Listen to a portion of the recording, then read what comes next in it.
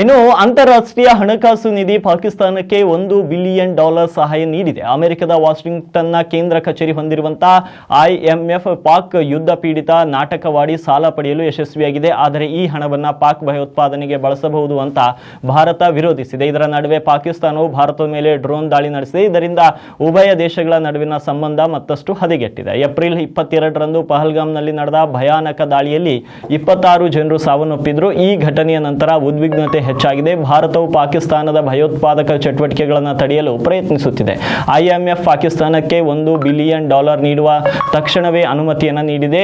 ಆದರೆ ಭಾರತ ರೂಪಾಯಿಗಳಲ್ಲಿ ಸುಮಾರು 8,542 ರೂಪಾಯಿ, ಇದರಿಂದ ಒಟ್ಟು $2.1 ಬಿಲಿಯನ್ ಹಣವನ್ನು ನೀಡಿದಂತಾಗುತ್ತೆ. ಈ ಬಗ್ಗೆ ಪಾಕಿಸ್ತಾನ ಪ್ರಧಾನಿ ಶಹಬಾಜ್ ಶರೀಫ್ ಸಂತಸ ವ್ಯಕ್ತಪಡಿಸಿದ್ದಾರೆ ಮತ್ತು IMF ನಿಂದ $1 ಬಿಲಿಯನ್ ಅನುಮೋದನೆ ಸಿಕ್ಕಿರುವುದು ಮತ್ತು ಭಾರತ ತಂತ್ರಗಳನ್ನು ವಿಫಲವಾಗಿರುವುದಕ್ಕೆ ಸಂತಸವಾಗಿದೆ ಅಂತ ಹೇಳಿದ್ದಾರೆ. ಭಾರತವು IMF ನ ಈ ನಿರ್ಧಾರವನ್ನು ವಿರೋಧಿಸಿದೆ. ಈ ಹಣವನ್ನು ಭಯೋತ್ಪಾದನೆಗೆ ಬಳಸಿಕೊಳ್ಳಬಹುದು ಅಂತ ವಾದಿಸಿದೆ. ಶುಕ್ರವಾರ ನಡೆದ IMF ನ ಸಭೆಯಲ್ಲಿ ಭಾರತವು ಮತದಾನದಿಂದ ದೂರ ಉಳಿಯಿತು. ಪಾಕಿಸ್ತಾನವು ಭಾರತದ ಪಶ್ಚಿಮ ನಗರಗಳ ಮೇಲೆ ಡ್ರೋನ್ ಮತ್ತು ಕ್ಷಿಪಣಿಗಳನ್ನು ಬಳಸಿ ದಾಳಿ ನಡೆಸಿದೆ. ಕಳೆದ 3 ದಿನಗಳಿಂದ ಈ ದಾಳಿ ನಡೆಯುತ್ತಿದೆ. ಜಮ್ಮು ಮತ್ತು ಕಾಶ್ಮೀರ, ರಾಜಸ್ಥಾನ ಮತ್ತು ಪಂಜಾಬ್ನಲ್ಲಿ ಪಾಕಿಸ್ತಾನದ ಡ್ರೋನ್ಗಳು ಕಾಣಿಸಿಕೊಂಡಿವೆ. ಭಾರತೀಯ ಸೇನೆ ಅವುಗಳನ್ನು ಹೊಡೆದುರುಳಿಸಿದೆ. ಇನ್ನು ಪಂಜಾಬ್ನ ಫಿರೋಜಪುರದಲ್ಲಿ ಡ್ರೋನ್ ದಾಳಿಯಿಂದ 3 ನಾಗರಿಕರು ಗಾಯಗೊಂಡಿದ್ದಾರೆ. ಭಾರತದ ವಾಯು ರಕ್ಷಣಾ ವ್ಯವಸ್ಥೆಯು ಪಾಕಿಸ್ತಾನದ ಹೆಚ್ಚಿನ ಕ್ಷಿಪಣಿಗಳನ್ನು ಹೊಡೆದುರುಳಿಸಿದೆ ಎಂದು ಸರ್ಕಾರ ಹೇಳಿದೆ. ಭಾರತವು ತನ್ನ ಗಡಿಯನ್ನು ರಕ್ಷಿಸಲು ಸನ್ನದ್ಧವಾಗಿದೆ ಅಂತ ಮೂಲಗಳು ತಿಳಿಸಿವೆ.